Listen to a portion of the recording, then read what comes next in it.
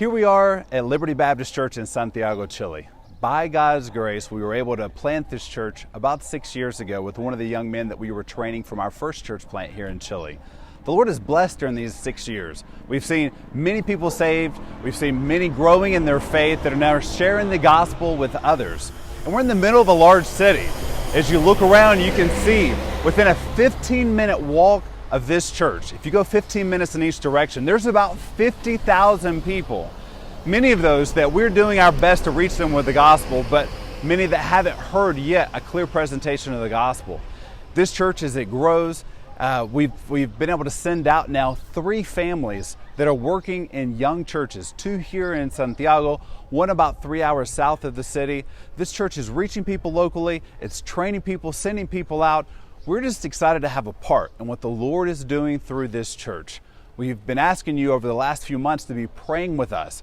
We're trying to raise the funds to buy a piece of property for this church. We need about $125,000 to do that. If you remember back at the beginning of April, we gave you an update that God had provided at that time just a little bit under $55,000.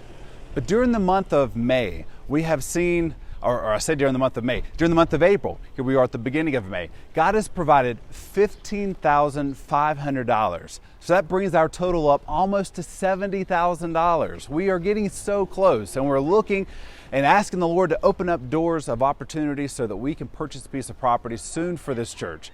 As COVID restrictions we see here in the next few months should be coming down, and the church can go back and begin to meet together on a regular basis without so many restrictions, we need more space. We don't have enough room as it is now for the church as it's growing. We want to ask you to pray. We want to ask you to give.